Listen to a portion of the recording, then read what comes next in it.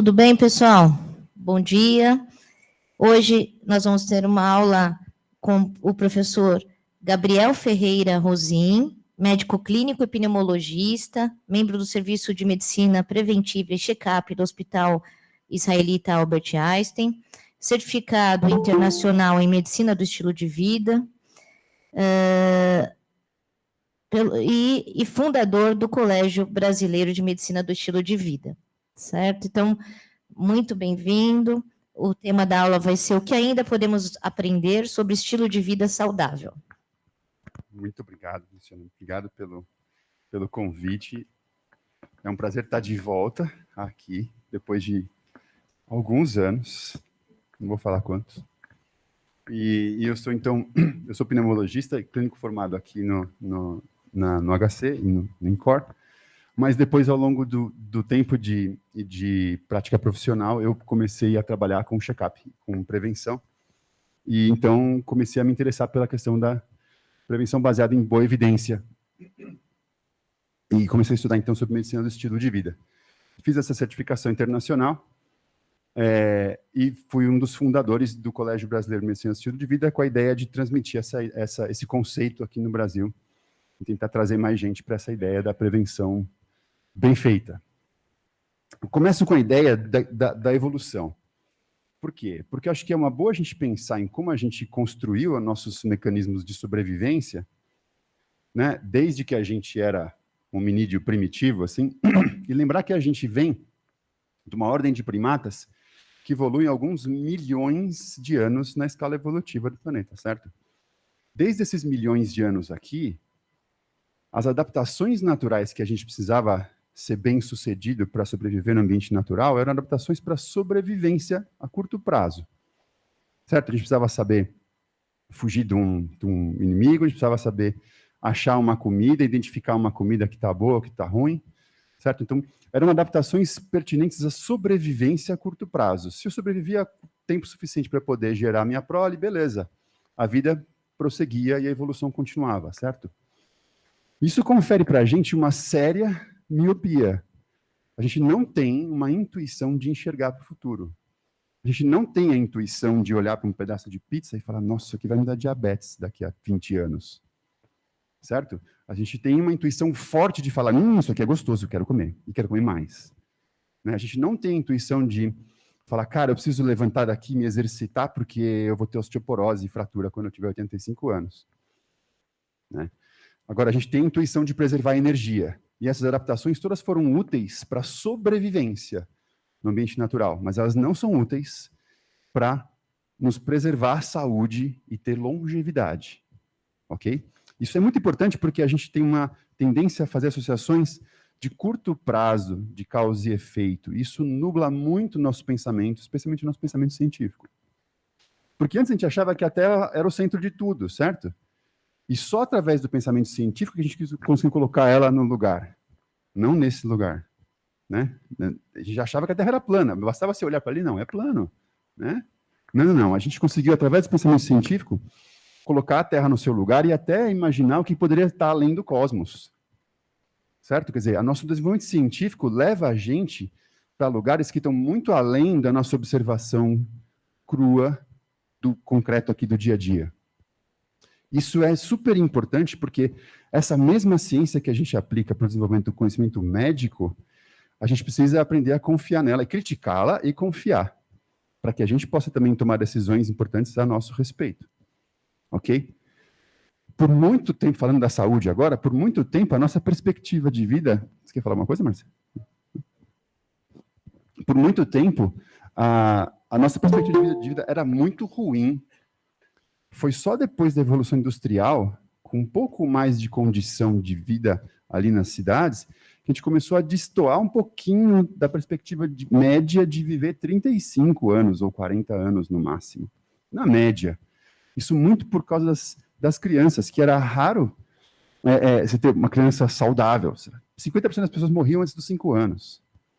Certo?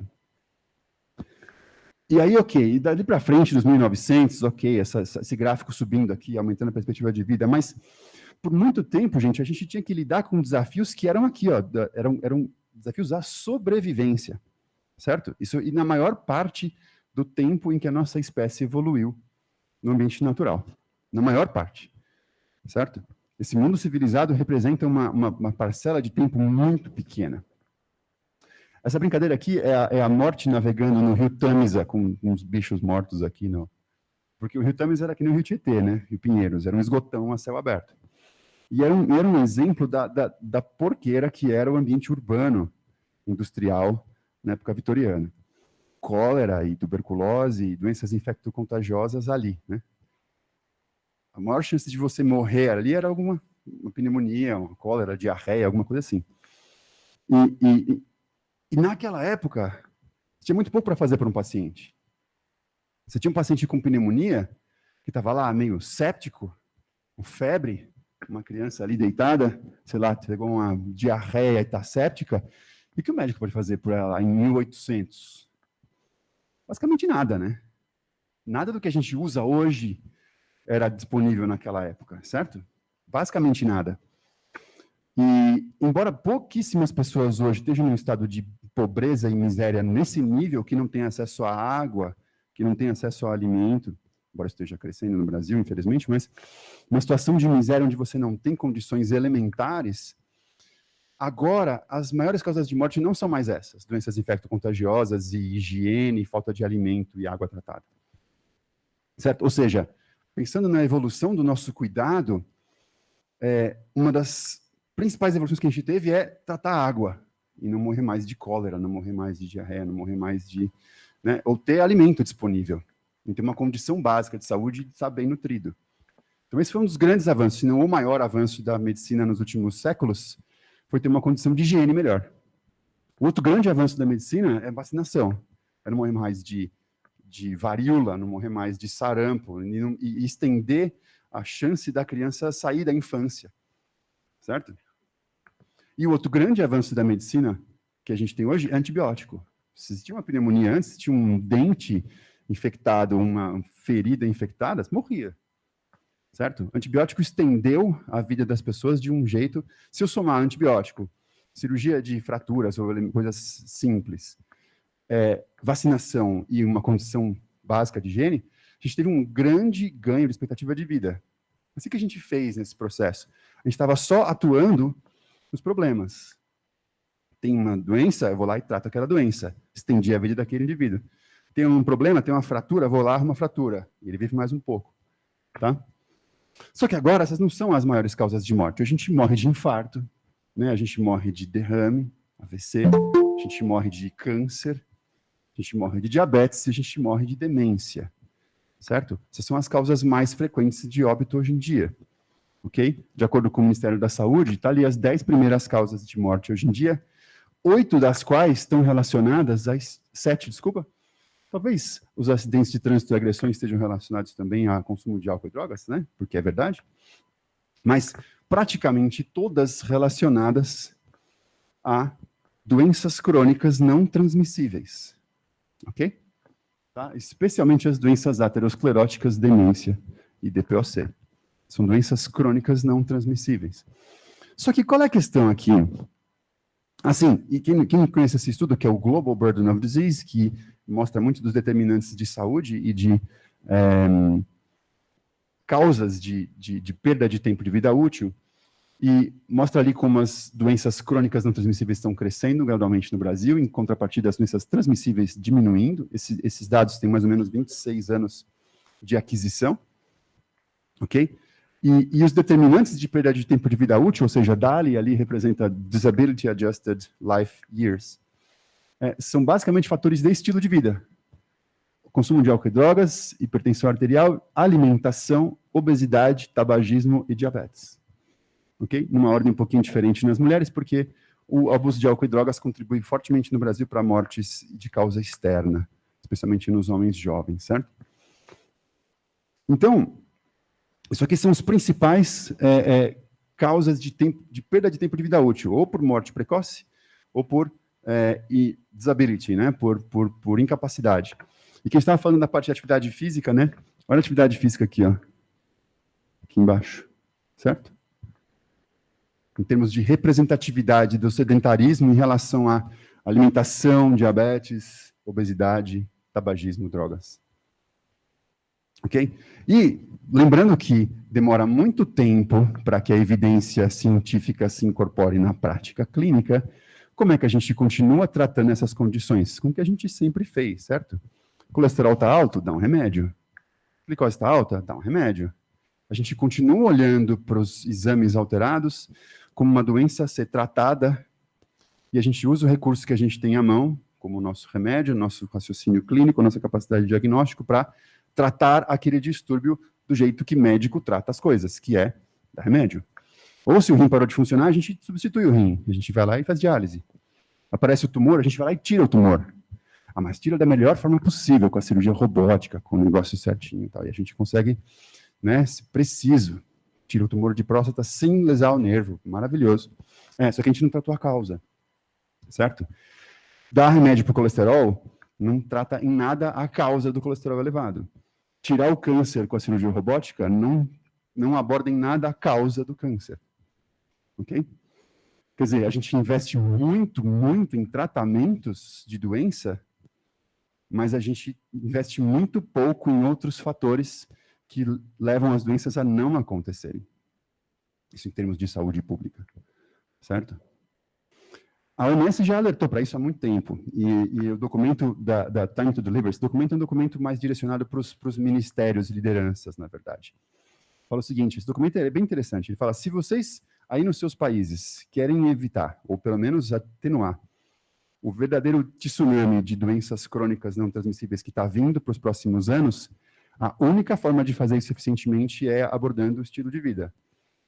Tratando básico, hipertensão arterial, diabetes, dislipidemia, tabagismo, consumo de álcool e drogas, atividade física e espaço coletivo. É só investindo no básico que a gente vai conseguir atuar na avalanche de doença crônica que está por chegar, que está chegando. Certo? Então, tá, como anda o nosso estilo de vida? O que é que coletivamente a gente está fazendo? Certo?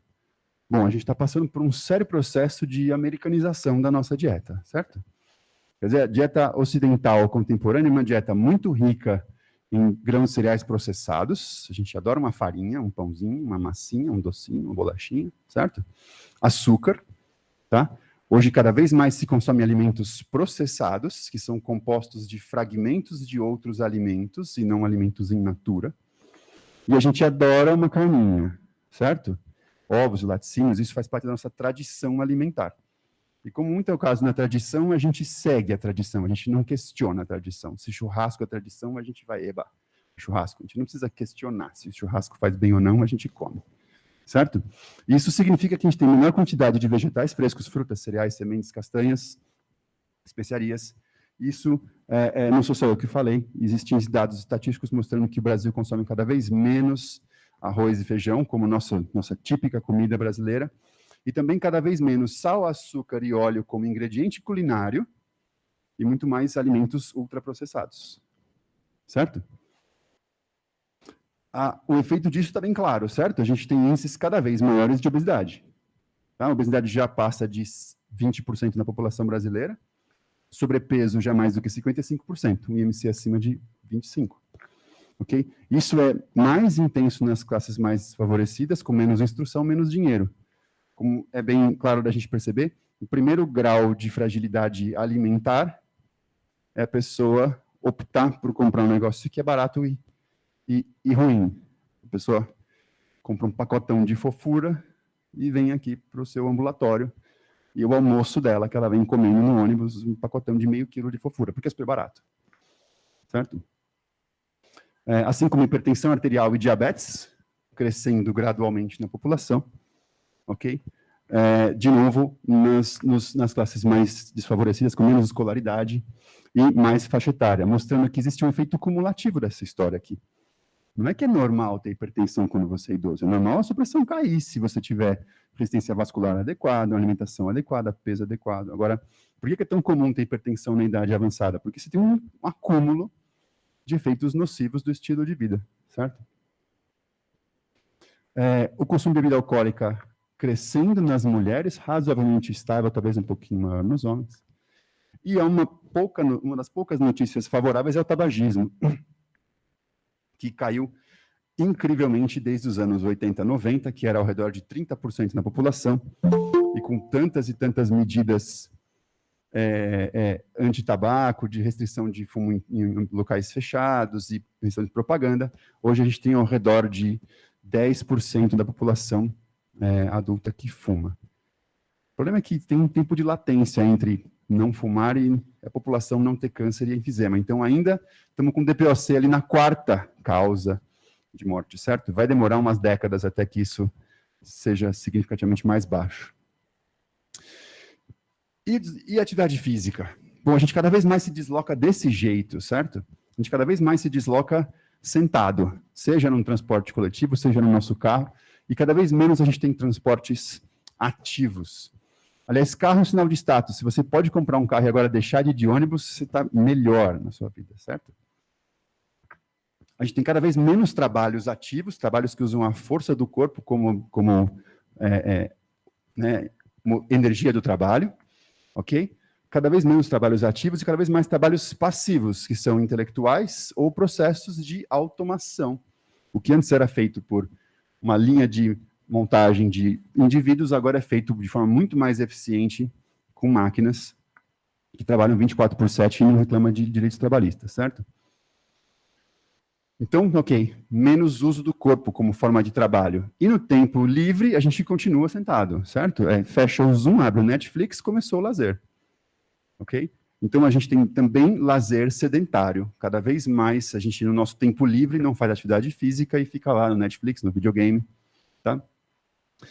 O Vigitel, que é o inquérito de fatores de risco que é feito por telefone no Brasil, nas capitais, a partir de 2017 passou a incluir tempo de tela, né? TV ou celular ou computador fora do tempo de trabalho. E mais de 60% das pessoas nas capitais passa pelo menos 3 horas nas suas telinhas, além do tempo que passa trabalhando. Isso significa não só menos tempo de atividade física, mas também uma pior qualidade das conexões sociais.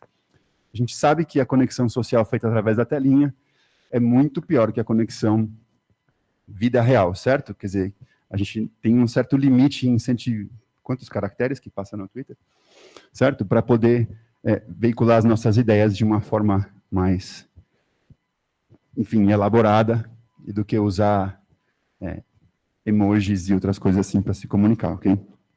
Então, isso sim representa uma piora das nossas conexões, de verdade. E em termos de atividade física no tempo livre, nós somos um dos piores do mundo. Esse estudo de 2018, que fez um grande levantamento de vários países sobre atividade física no tempo livre, colocou o Brasil na quinta pior colocação do mundo da atividade física no tempo livre. Aqui o Brasil bem em evidência, ok? Mostrando que 47% dos brasileiros não faz o mínimo necessário de atividade física para a saúde, que seria os famosos 150 minutos por semana de atividade moderada, que é o começo da conversa, certo? É o mínimo para não ser sedentário. A gente é o país do futebol, mas na tela o futebol, olhando o futebol, não jogando o futebol, certo? E em relação ao sono, a gente vai cada vez pior também. Cada vez mais tem pessoas que dormem menos do que 7 horas por noite, que é considerado um tempo de privação de sono, ok? A qualidade de sono também está pior. Existe uma tendência progressiva disso evoluir. Uma grande parcela das pessoas trabalha de noite ou tem trabalhos que invadem esse período de sono saudável. E isso basicamente relacionado a 3 distúrbios importantes, que é o transtorno do sono insuficiente induzido pelo comportamento, que é cada vez mais frequente nos jovens que estão vivendo no eletrônico, então isso invade qualquer momento do dia, ok? A insônia, obviamente, como relação com estresse, as coisas assim, e a apneia obstrutiva do sono, que é um dos problemas bem subdiagnosticados hoje em dia, que a gente, enfim, precisa lembrar de investigar mais, especialmente num país que está sendo cada vez mais obeso e mais idosos. Uma doença que afeta cada vez mais o pessoal mais idoso e com mais peso, certo? E estresse. O Brasil é um dos campeões mundiais de estresse relacionado ao trabalho. Talvez perdendo só para o Japão. Mas uma parcela grande das pessoas relatam viver algum tipo de estresse extremo nas suas vidas, seja relacionado ao trabalho ou condições de segurança ou familiar. Uma alta incidência de burnout, especialmente em quem? Profissionais de saúde. ok? Mas professor, bancário, policial, bombeiro, um monte de gente que trabalha numa situação de alto estresse. Então tá, como estamos indo? Pretty bad, bem mal, certo? Mas peraí, então tudo isso que a gente tem de dados, isso está relacionado com o desenvolvimento de doenças, estilo de vida causa doenças? Ou doença é só um infortúnio genético e a gente tem que lidar com ela? O Ancel Keys, que é um pesquisador antigo dos Estados Unidos, ele que foi um dos cunhadores do termo da dieta do Mediterrâneo. E lá nos anos 50, ele fez um grande levantamento dos países europeus e comparou também com o Japão e com os Estados Unidos, que ficou famoso como o Seven Country Study. Ele é sujeito a várias críticas, porque ele era um estudo observacional, ele era um corte transversal de países selecionados pelo próprio Ancel Keys. Mas ele ganha o mérito de ser um dos primeiros estudos da história a correlacionar o padrão de alimentação com mortalidade. Certo? Ele viu uma comparação simples, um corte transversal de que a maior porcentagem de calorias na dieta representadas por gordura estava relacionado com maior mortalidade cardiovascular. Esse era o começo da conversa. Agora, o que é interessante desse estudo é que o começo da conversa foi em 1960. Até 1960, se você infartava, que azar, que pena, infartou. Ou teve câncer de pulmão, puxa, que azar. Não se correlacionava, esse cara fumou e agora ele tem câncer, isso aqui foi causado pelo que ele faz no dia a dia. Esse era um pensamento transgressor na época, certo? Hoje em dia você tem uma evidência muito mais potente de que comer gordura causa doença aterosclerótica. Na época, esse cara aqui foi parar na capa da revista Time. 4 décadas depois, a capa da revista Time mostrava, não, agora a gordura pode. Quer dizer, o que aparece na mídia leiga não é sempre o que a gente tem confiado do ponto de vista científico, certo? Mas esse é um assunto para outra conversa. 93, certo? Esse foi uma revisão interessante de dezenas de milhares de atestados de óbito nos Estados Unidos. Revendo o seguinte, bom, entendendo que alimentação, obesidade, tabagismo e álcool são causadores de doenças relacionadas, doenças crônicas, que é AVC, infarto, Alzheimer, DPOC, etc. Quais são as reais causas de morte, então, nos Estados Unidos? Né? Observando através de certificados de óbito. E os pesquisadores, então, levantaram dados de 1977 até 93 e viram que as principais causas de morte nos Estados Unidos eram essas: a alimentação, tabaco, álcool e obesidade. Isso revisando dezenas de milhares de atestados. Agora, olha que interessante, agora um estudo prospectivo. O EPIC, não sei se vocês conhecem o EPIC é o European Perspective into Cancer. É o maior estudo de nutrição hoje em dia, é um estudo prospectivo que acompanha mais de 500 mil de participantes na Europa, em 10 ou 11 países. E a corte alemã, com mais de 23 mil pessoas, acompanhando ao longo de alguns anos, eu não lembro quantos anos eram aqui, foram avaliando alguns critérios de estilo de vida e comparando quem tinha e quem não tinha, certo? Então, a alimentação saudável, que era basicamente caracterizada por, e aí, você come vegetais todos os dias, vegetais e frutas? Nenhum questionário, nenhum índice de ômega 3, ômega 6, ou que vitamina, não. Você come frutas e vegetais todos os dias. Faz atividade física sim ou não, fuma sim ou não ao longo da vida, tem peso saudável. Quem tinha esses 4 critérios tinha 80% menos chance de desenvolver doenças crônicas e uma média de expectativa de vida de 10 anos a mais, só com essas 4 coisas simples. Certo? Um outro estudo super importante é o estudo dos fatores de risco da população americana, que mostra que os indivíduos que cultivaram esses 5 fatores ao longo da vida tinham mais ou menos 14 anos de vida a mais para viver depois dos 50 anos, ou seja, se uma pessoa ia viver mais 20 ou 25 anos depois dos 70, dos 50, quem vivia saudável vivia uma média de 12 a 14 anos a mais. E quais eram esses fatores?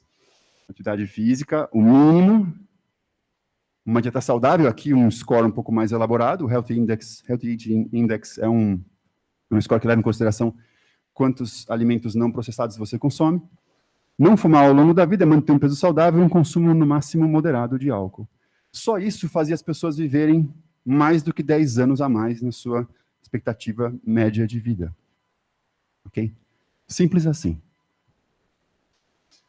E o Interheart, que é um estudo famoso também, o Interheart avaliou critérios de estilo de vida como um fator, uma corte prospectiva em mais de 50 países, foram mais de 30 mil pacientes acompanhados, mais de 15 mil eventos cardiovasculares, e esses são os riscos atribuíveis a esses fatores. Então, por exemplo, 36% dos, não é por cento dos pacientes, mas o risco atribuível ao tabagismo para um evento cardiovascular.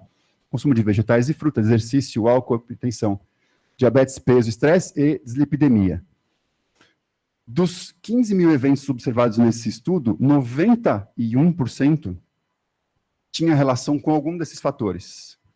Isso quer dizer, um jeito interessante de olhar para esse estudo é o seguinte, só 10% dos pacientes que tiveram infarto nesse acompanhamento era aquela paciente que chega no consultório e fala, doutor, estou ótimo, estou magrinho, faço meu exercício, como saudável, não fumo, não bebo, não tenho estresse elevado na minha vida e, certo?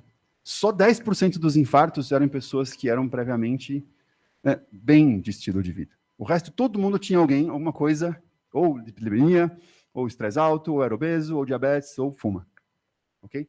Infarto, como nas palavras do Caldwell Esselstyn, que é um dos caras dessa área, ele fala, infarto é uma foodborne disease. É uma doença causada pela alimentação, na ideia dele, que é um pouco radical, mas com certeza é uma doença que é relacionada ao que você faz no dia a dia, e não é uma doença que é fruto apenas do azar ou da sua genética. Ok? Então tá, doença cardiovascular, falamos, mas e câncer? Esse levantamento super importante, teve um impacto super importante na literatura, feito lá na Escola de Saúde Pública, mostrando que uma grande proporção de cânceres estão relacionados a fatores de estilo de vida, aqui principalmente os cânceres do trato respiratório e gastrointestinal superior, relacionado a tabagismo e álcool, certo? Então, laringe, pulmão, cavidade oral, esôfago, e coloretal, que tem uma correlação super importante com a alimentação, especialmente consumo de carnes ultraprocessadas. Certo? Mas também, olha lá, bexiga, fígado, corpo uterino, rim, todos têm relação importante, um número muito significativo de cânceres relacionados a processos de estilo de vida. E aqui a questão da carne processada. Então, tem mais de uma meta-análise e bem mais de umas centenas de estudos mostrando um aumento do risco de câncer do trato gastrointestinal, especialmente câncer de estômago e coloretal, com o consumo de carne vermelha e carnes processadas, certo? E um estudo muito interessante, que é um estudo observacional, também legal para a gente ver, que é a ocidentalização do padrão de câncer nos países asiáticos.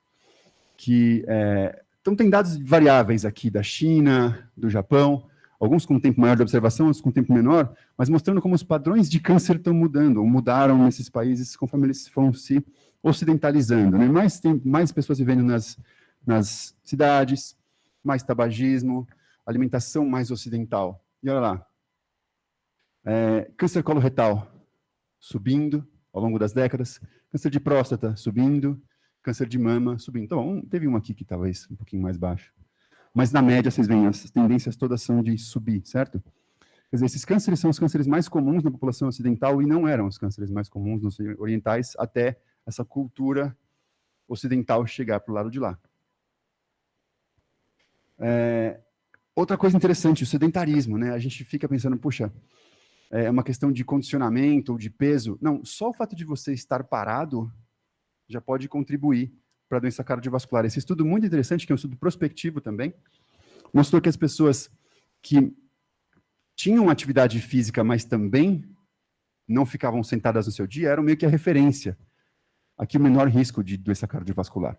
E, obviamente, o cara que é sedentário, não faz nada e fica o dia inteiro sentado, tinha o maior risco. Mas não quero que você olhe para os extremos do gráfico. Quero que você olhe para essa linha aqui, ó, que é a pessoa que faz 1 hora de atividade física intensa todos os dias, 7 horas de atividade física por semana, mas não se mexe o resto do dia.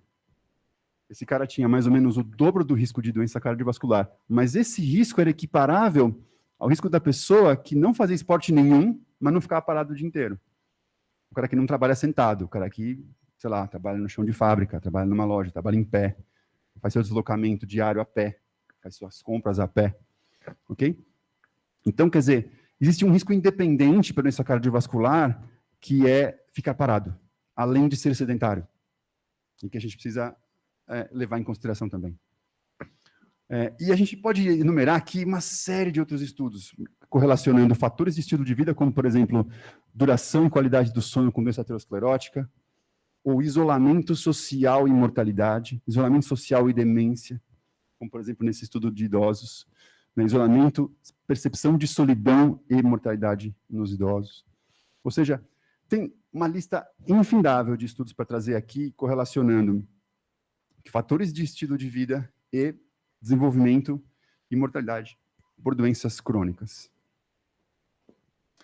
Então, aí vem o conceito da medicina do estilo de vida. A medicina do estilo de vida é um negócio que foi criado em função da, entre muitas aspas, da medicalização do estilo de vida da comunidade adventista do sétimo dia na Califórnia, que é um dos lugares que tem a maior expectativa de vida do mundo, mais que os japoneses. Ok? O que é o estilo de vida adventista? Não tem nada a ver com religião, mas eles têm uma tendência a não comer carne, não fumar, não beber, ser fisicamente ativos e ter um forte vínculo social, de comunidade. Então, a ideia da medicina do estilo de vida é a gente trazer evidências científicas de qualidade, como essas que eu apresentei e muitas outras, para a gente trazer quais são as recomendações mais confiáveis de nutrição, movimento e atividade física, controle de tóxicos, especialmente os tóxicos comuns na população, tabaco e álcool, manejo de estresse e transtornos afetivos, emocionais, sono saudável e conexões sociais que favoreçam a manutenção de estilo de vida saudável, certo? Importante lembrar que isso aqui é fortemente baseado em evidências científicas de qualidade. Eu não quero saber qual que é a moda do óleo de coco ou da sei lá, do MCT para emagrecer rápido, certo? Eu quero saber, vem cá, me dá o estudo que mostra que esse alimento é superior àquele em reduzir a chance de ter diabetes, ou melhorar o controle do diabetes, ou diminuir a chance da pessoa ter doença cardiovascular. Ok? E trazer essas mudanças como o carro-chefe do tratamento. De entender que a gente pode reforçar o estilo de vida saudável como primeira linha e só então complementar com medicação se for necessário. Ok? Não só para tratamento e prevenção, mas para reversão. Já tem uma boa quantidade de evidências mostrando que o indivíduo deixa de ter diabetes se ele mudar o estilo de vida dele, deixa de ter hipertensão, certo? Se ele mudar o estilo de vida dele. Porque eu estou atuando na causa, eu não estou atuando em outro processo. Se o indivíduo come muita gordura e eu dou uma estatina e o colesterol cai, eu não estou atuando na causa, mas o colesterol está controlado, isso me conforta como médico e conforta o paciente, porque o número dele voltou para o intervalo do normal, certo? Isso não é atuar na causa. E é importante lembrar, não é medicina alternativa, gente. Isso é o core, isso é a base da prevenção bem feita. Não é homeopatia, não é funcional, ortomolecular, nada disso. Certo? Essas são práticas de medicina alternativa que, inclusive, são, às vezes, contraindicadas pela sua fraca base científica. Ok? Especialmente ortomolecular, pelo amor de Deus. Teve até uma publicação do próprio Ministério da Saúde, né, dizendo que ortomolecular é má prática médica. Os ortomoleculares agora todos viraram medicina funcional e nutrólogos. Né? Exato. Agora eles falam que são nutrólogos. Fazem um curso de 1 ano lá na Abram e viram nutrólogos. Então, vamos lá. Quais são evidências? Eu tenho 1 quilo para apresentar, mas não vou apresentar todas, mostrando que mudar estilo de vida é tratamento de doença. Eu acho que uma das evidências mais contundentes de prevenção e tratamento vem de um estudo feito na Finlândia. Isso aqui é um estudo que eu nunca tinha ouvido falar, até 2016, num congresso, mas nos anos 70, a Finlândia era o país que tinha a maior mortalidade cardiovascular do mundo, facilmente mais do que os Estados Unidos. Esse desenho esquisito aqui é um desenho estilizado do continente, do país da Finlândia, da ilha, certo? E o governo, junto com lideranças locais, prefeituras e governos e tal, decidiu fazer o seguinte, vamos bolar um projeto que seja de prevenção, ou seja, de mudança de estilo de vida, alimentação saudável, tabagismo, para a população de risco intermediário. Certo? Porque quem já infartou, quem tem CC, quem tem obesidade, já está com médico, certo? Não, nós queremos o pessoal que está no risco intermediário, o cara que não tem médico, que talvez fume, ou come mal, ou é sedentário, vamos começar a atuar nessa galera. Isso é nos anos 70, certo? Esse projeto começou lá, numa região pequena da Finlândia, e depois se estendeu para o país inteiro. Porque os fatores de risco foram caindo gradualmente. Aqui 72, aqui 2012. São 40 anos de projeto. Veja, o negócio no Brasil não funcionava, porque ia acabar no primeiro mandato, né? Mas lá funcionou e continuou, certo? E o governo continuou tocando o projeto. Então, o colesterol gradualmente caindo, tabagismo, pressão arterial foi gradualmente caindo, e foi caindo também a mortalidade por doenças cardiovasculares, ok? Em 40 anos, teve uma redução de 82% no país inteiro de morte por doença cardiovascular. Aí os amigos cardiologistas céticos são assim, mas em 72 não tinha estatina, não tinha CAT primário, e a cirurgia de revascularização era uma porcaria. É verdade. Pergunta se isso aqui aconteceu nos Estados Unidos com toda essa tecnologia, certo? Então, a única diferença que aconteceu entre os países aqui, para ter um país que diminuiu absurdamente a quantidade de infarto no seu país versus outros, foi um plano de mudança de estilo de vida da população, que funcionava nos anos 70 à base de cerveja, carne de porco e manteiga e cigarro, e passou a comer mais vegetais, menos gordura animal no cozimento, menos tabaco e assim por diante. Mais atividade física. Okay? Isso é uma evidência muito contundente. O presidente do Colégio Americano de Estilo de Vida naquela época, ele interrompeu a palestra, subiu no palco. Gente, vocês não estão entendendo a magnitude disso aqui é extraordinário. Porque realmente nenhum outro país teve uma mudança desse jeito nesse intervalo. Isso a gente considerando que se a gente faz direitinho o tratamento de hipertensão arterial e dislipidemia, sendo generoso, a gente talvez reduza o risco primário de evento, não secundário, em 20% ou 30%, certo? Se a gente pensar em medicação isoladamente, que é o que frequentemente é feito. Outra coisa interessante, diabetes. Esse estudo famoso publicado no New England fez um estudo prospectivo de 3 grupos, né, 3 braços. Um braço de placebo, eram pessoas com sobrepeso e pré-diabetes. Um braço placebo, um braço tomando metformina, e um braço não tomando nada, mas fazendo uma educação forte em mudança de estilo de vida e perda de peso. E, em 4 anos, o grupo que menos evoluiu para a diabetes foi o grupo do estilo de vida. Certo? Largamente superior à metformina, que estava tomando uma medicação que, teoricamente, atua na resistência insulínica. Agora, a evolução disso e a beleza do negócio da diabetes é o estudo do DIRECT, que, com a dieta nem tão saudável assim, mas era uma dieta, enfim, né? Não vamos entrar no mérito da dieta que foi usada no estudo DIRECT. Pessoas com obesidade e diabetes, que tinham não mais do que 5 ou 10 anos de diabetes, agora não lembro quanto era o tempo, acho que não mais do que 5 anos de diabetes. O grupo que perdeu mais peso, ou seja, perdeu 15% ou mais do seu peso, em um ano, 83% do grupo estava livre de diabetes, ou seja, sem medicações e glicemia normal por um ano. Ok? Quer dizer, mostrando que você pode reverter o processo do diabetes, facilitar o metabolismo de insulina e glicose e deixar de ter diabetes. E entrar para um estágio que eles inventaram o termo, que é o estágio de pós-diabetes. Certo? Você agora tem metabolismo de glicose normal. E o interessante é que no follow-up do DIRECT, todas as pessoas que ganharam peso no acompanhamento pós, 100% voltou a ter diabetes. Né? Quem tinha revertido o seu processo e voltou a ganhar peso, todos voltaram a ter diabetes, se ganharam peso. E interessante, esse estudo aqui também fala sobre aumento da quantidade de fibra após diagnóstico de câncer. Você fez diagnóstico de câncer coloretal, você vai para o tratamento, só que agora você foi orientado a comer, olha, mais vegetais, menos carne, mais frutas e legumes, mais grãos integrais.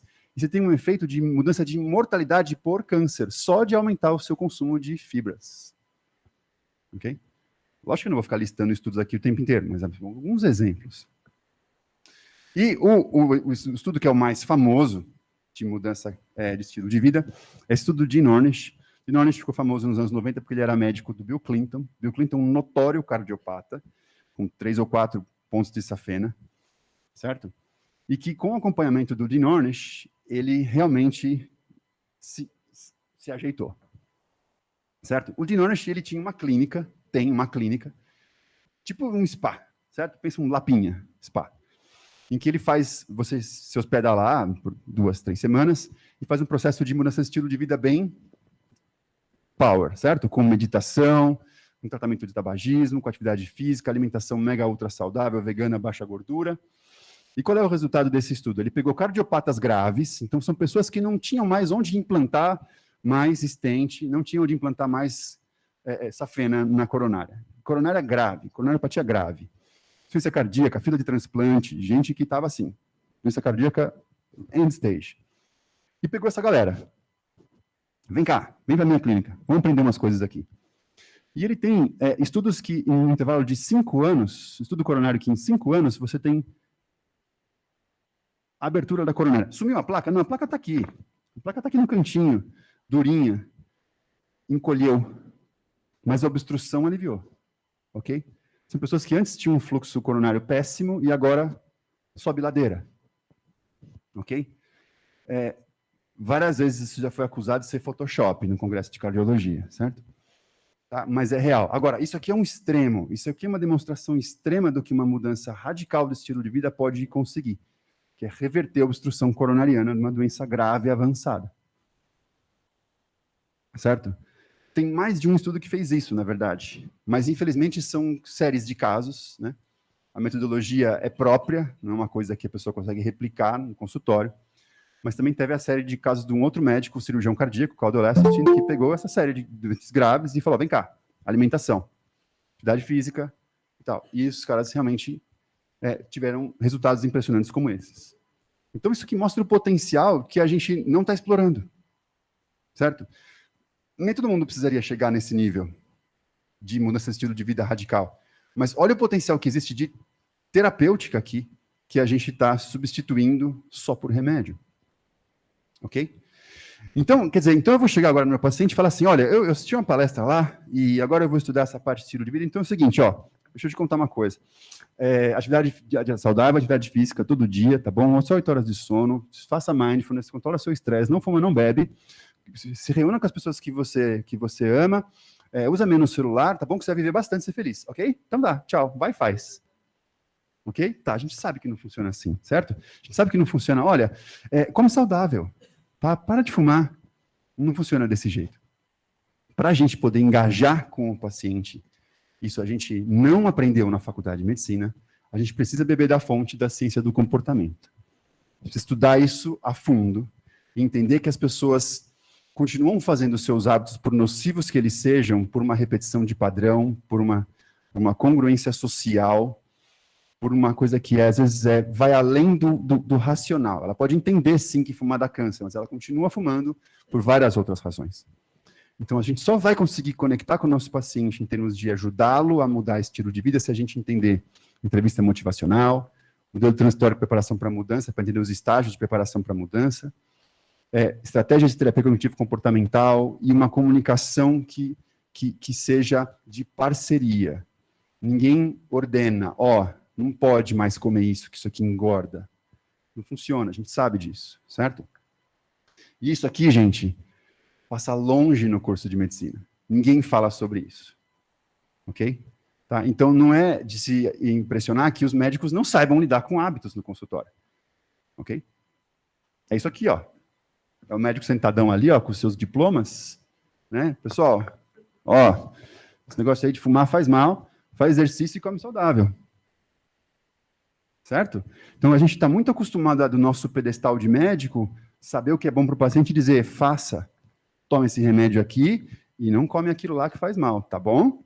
Isso não funciona. Por isso que médico é desiludido com essa história. Ele fala, mas os pacientes não mudam. Mas você não sabe aconselhar. Ok? Então, eu acho que a gente pode conversar um pouco mais, entender o seguinte, não preciso ficar explicando aqui qual é o alimento, qual é o melhor exercício, ou o que a gente tem que fazer para investigar tal coisa do sono, não sei o que lá.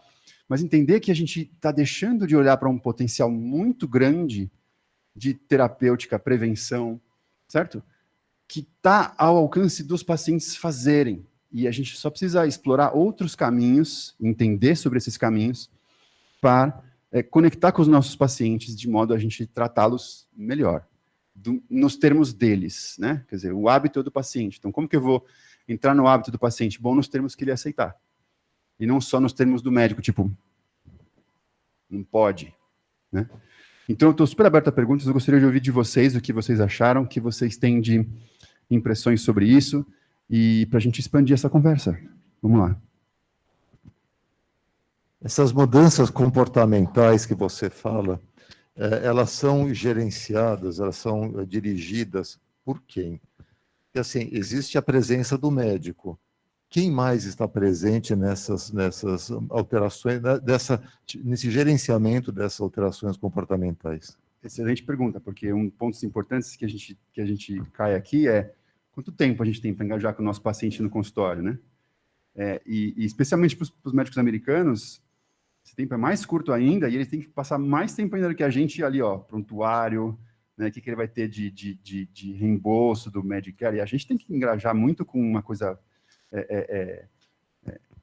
que vai além da consulta, né? Então, logicamente que se beneficiaria muito de ter uma acompanhamento multidisciplinar. Então, é lógico que seria legal que tenha um nutricionista, que tenha um educador físico, né, um fisioterapeuta ou um psicólogo que vai abordar quais são as dificuldades do paciente em mudar, quais hábitos ele está mais preparado para desenvolver, para mudar, e como que ele pode ser aconselhado nesse processo. Mas um negócio que é importante, que eu acho que é legal a gente lembrar, é que assim, a gente como médico, a gente tipicamente se sente não responsável por esse aconselhamento.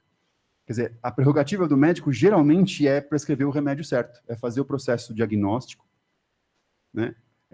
Ponderar quais hipóteses diagnósticas, fazer o processo, pedir o exame certo, interpretar o exame e falar, olha, o seu remédio é esse aqui. A gente se limita na nossa função.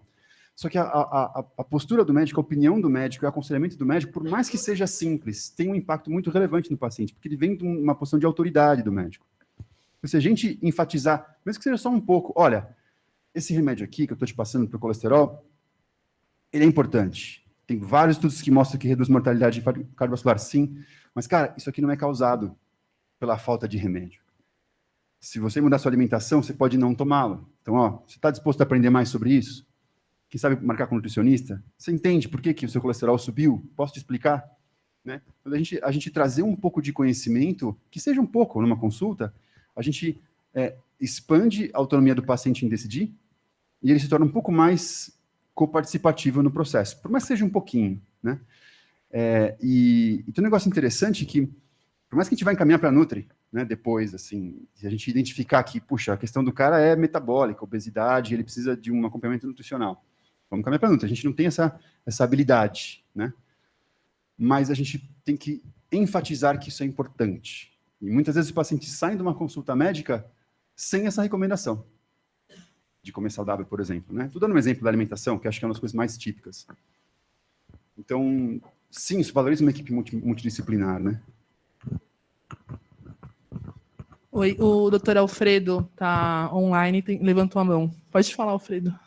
Bom dia a todos. Gabriel, parabéns pela apresentação. Excelente conceitos que a gente tem adormecido ao longo de uma vida praticando medicina ambulatorial. A minha pergunta é, qual é a relevância que você dá dos aspectos genéticos nessa doença? Acho que você não falou...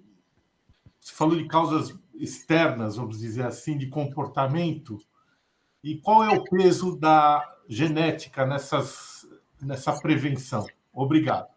Boa pergunta, doutor Alfredo. Boa pergunta, porque hoje em dia acho que a genética está super em alta, né? Tem muita gente fazendo testes genéticos, fazendo sequenciamento, e tem várias empresas indo nessa onda de kits genéticos fáceis. Manda para casa, vai uma salivinha, volta e vem uma lista de genes, né?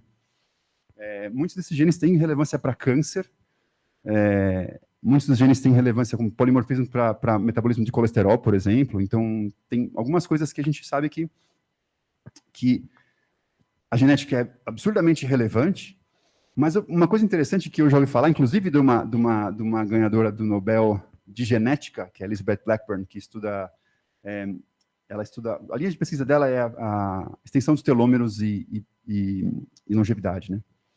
E a Blackburn, ela fala o seguinte: a genética tem um papel crucial na saúde do indivíduo, mas o estilo de vida, como sendo um acúmulo diário de sobrecargas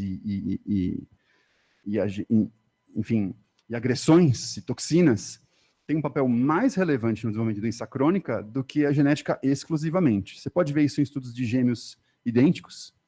Um gêmeo que fumou, outro não, um gêmeo que é obeso, outro não, em termos de doença, mas inclusive nas alterações epigenéticas. Quer dizer, a gente pode ter um certo destravamento do DNA ou um encolhimento do DNA em função de ações epigenéticas. Então, a alimentação, a obesidade, o estresse, o tabaco podem causar ações externas ao DNA, favorecendo o desenvolvimento de doença. E vice-versa também. Você tem a atividade física, a alimentação saudável, os antioxidantes, atuando de forma epigenética ao DNA, inibindo a expressão de genes que codificariam doença.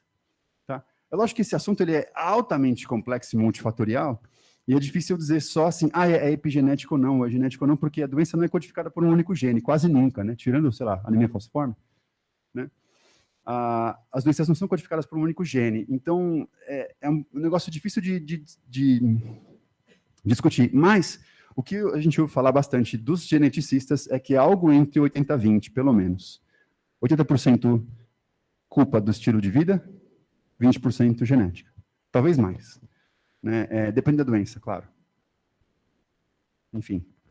Agora, uma coisa interessante que eu acho que é essa moda da análise genética, levando a recomendações personalizadas, né? Uma medicina de precisão, faça o seu análise genética, agora você tem que comer mais dessa comida e menos daquela. Isso ainda tem uma evidência muito fraca, né? É muito atraente, é muito bonito, é muito elitizado, mas ainda acho que a evidência é muito fraca. Então, todo mundo se beneficia de fazer bem o básico. Comer saudável, melhorar a sua atividade física, dormir melhor, não fumar, não beber. Isso aí já vai muito, já vale muito. Eu tenho algumas falas aqui no chat, uma da Suzana, né, foi uma maravilhosa fala do médico, obrigada. Devemos fazer sempre essas orientações, tanto a profissionais quanto a pacientes. E tem uma pergunta da Maiara, assim, a comunicação não violenta está em evidência no mundo corporativo. Ela está chegando na área da saúde? A formação médica tem uma disciplina sobre comunicação? Seria uma boa se tivesse, né? Mas não. Eu acho que não se fala, eu nunca ouvi falar de comunicação não violenta em toda a minha formação médica, né? Eu fui aprender comunicação violenta quando eu fiz um curso do processo de coaching de saúde, que é um curso de realmente trazer quais fragmentos dessas teorias psicológicas a gente pode juntar numa metodologia de aconselhamento estruturado. Né? O coaching tem uma conotação extremamente negativa hoje em dia no mundo, porque tem coaching quântico, coaching espiritual, coaching musical, coaching amoroso. Então virou uma coisa muito banalizada o coaching, mas o coaching no seu conceito original, no seu conceito técnico, ele é uma metodologia de aconselhamento de modo a você ajudar a pessoa a conseguir um objetivo. Isso é extremamente válido quando a pessoa quer conseguir um objetivo de mudar de estilo de vida. Então você pode lançar mão de instrumentos que vêm da psicologia positiva, da comunicação não violenta, da entrevista motivacional, que são técnicas que foram desenvolvidas por psicólogos para tratar doenças. A entrevista motivacional vem, por exemplo, do tratamento de alcoolismo. Né? Então, a gente pode usar essas técnicas, aprender, estudar, fazer cursos sobre isso, para modular a nossa forma de comunicar com o paciente e ajudá-lo a transformar o hábito, que, em última instância, quem faz é ele. Então, a comunicação não violenta é um jeito de você abordar. Isso tem sido muito legal no mundo corporativo, porque o mundo corporativo é notoriamente tóxico, né? Aquela coisa de imposição, de hierarquia, humilhação, rendimento a todo custo, uma coisa que é muito dura, né, no pessoal do mundo corporativo. E quando você traz uma linguagem um pouco diferente, uma atitude um pouco diferente, o cara às vezes está no mesmo ambiente de trabalho com as mesmas pessoas, mas ele rende melhor, ele se sente melhor, ele está mais acolhido naquele lugar. E se o paciente se sente intimidado pela sua recomendação, chega no consultório e fala assim, você não pode comer aquilo, não pode fazer isso, vai fazer exercício, larga esse videogame. Ele vai procurar o médico que faça o que ele, que dê para ele o que ele quer. Né? Então, a linguagem do acolhimento que passa pela comunicação não violenta traz o paciente mais perto da gente. E, de repente, ele pode fazer alguma coisa, não talvez o ideal, mas alguma coisa na direção de uma saúde melhor. Né? Gabriel, eu acho que a gente precisa urgente colocar esses conceitos na faculdade de medicina, né? Porque a gente não tem nenhum preparo para isso mesmo, né? Eu, até há pouco tempo, antes de conhecer e começar a estudar essa área também, quando eu comecei a ver a entrevista motivacional, eu vi o que eu estava fazendo de errado com meus pacientes. Eu tinha exatamente aquela ideia de que está quebrado, eu tenho que consertar. E não é tão simples você falar, não faz isso, não faz aquilo, né? E como fazer é super difícil, né? Então, eu até queria pedir você que está envolvido aí com a Sociedade Brasileira aí de Medicina de Estilo de Vida, para tentar fazer intervenções nas faculdades de medicina, para alertar, porque a gente precisa ensinar isso, né? É duro, porque o modelo de educação médica ainda é muito centrado na doença, né? Quer dizer, a gente tem todo um curso de medicina estruturado da seguinte forma, ó, primeiro você aprende a tirar a história do doente, você aprende a examinar, você aprende a pedir exames, você aprende a interpretar exames, você aprende listas de diagnósticos diferenciais, você aprende fisiopatologia e tal. Agora você aprende a tratar, você aprende a fazer a cirurgia, você aprende a prescrever o remédio, monitorar efeito colateral e tal. Isso é uma carreira. Você tem 6 anos de faculdade, isso é pouco para fazer tudo isso aí. Certo? Agora você está criando um monte de médicos que estão pensando nesses processos de um ponto de vista bem técnico. Que índice que o paciente tem, mas juntou aquele com aquele outro e tal, então agora eu preciso pedir esse exame, vou interpretar. Então isso já é técnico suficiente para ocupar a cabeça de quase todo mundo. Só que nesse sentido a gente continua sendo uma medicina muito reativa, a gente não é preventivo de fato. Eu fico louco da vida quando vejo, sei lá, Outubro Rosa, falando só de mamografia, faz mamografia, né? Como se mamografia fosse a prevenção. Ou Novembro Azul, faz exame de próstata, como se o exame de próstata mudasse uma vírgula na sua chance de ter câncer de próstata. Então não se fala de alimentação, não se fala de atividade física, não se fala de estresse, não se fala de tabaco durante esses meses. Né? Quando se fala, é passando ali, não, um pouquinho. Então, a prevenção, de fato, a gente está passando batido. A gente está chegando muito tarde no processo de adoecimento da doença crônica, pessoal. Crônica. Não tem dúvida que o diagnóstico correto salva vidas num TEP, salva vidas numa pneumonia, numa sepse. Não tem dúvida. Estou falando de doença crônica. Diabetes, demência, câncer, DPOC, doença arterial coronariana, certo? A gente está chegando muito tarde. O próprio Caldoleste fala o seguinte, que a cardiologia, em entrevista atual, é como se fosse ele fala que é a mastectomia radical da cardiologia, um negócio que é tão agressivo, tão intenso e desnecessário, a gente está mirando no lugar errado, né? Se você quer tratar doença cardíaca de fato, você vai tratar décadas antes. Lógico, quem está doente hoje precisa desses tratamentos, você vai estender a vida da pessoa, você aumenta a qualidade de vida, um monte de coisa, mas não é que esses tratamentos são desnecessários. A questão é que eles não estão tratando a causa e daqui a pouco a conta não fecha, como já não está fechando mais. Então, se a gente quer criar médicos que pensam nisso, a gente tem que começar a valorizar esse tipo de conhecimento que está no curso de formação, né? Mas, principalmente, alinhar o mindset desses alunos, né? Que estão lá ávidos para aprender diagnóstico e tratamento e querem saber prescrever, querem saber operar, mas não estão fazendo absolutamente nada para tratar a causa da doença antes dela acontecer, né? Quem vai discutir comigo fala assim, mas às vezes não é essa a prerrogativa do médico mesmo. O médico é feito para consertar, né? Pode ser. Então, talvez essa conversa tenha que ter sido para os nutricionistas, educadores físicos e tal. Mas eu acho que a gente como, vamos dizer, como uma referência de saúde para os nossos pacientes e para a comunidade, a gente precisa saber quais são as causas do que a gente está tratando e saber que, olha, tudo bem, esse remédio aqui é importante, mas sabe o que você faz? Isso aqui, se você faz diferente, você não precisa ainda dele, né?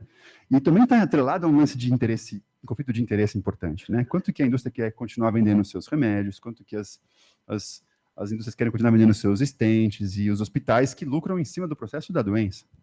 Então tem um lado também financeiro complicado aqui para a gente entrar, mas não é para a gente subverter a medicina, mas completar ela com um negócio que está faltando, né? É ocupar esse nicho que hoje em dia basicamente ninguém ocupa, né? Obrigada, Daniel. Gabriel, muito obrigada. Adoramos aqui o pessoal do chat, o pessoal daqui. Quem quiser fazer mais alguma pergunta, a gente fica à vontade. Fique à vontade. Sei que nós estamos chegando na hora, né? São 8h30, precisamente. Obrigado, gente. Obrigado pela atenção, obrigado pela presença.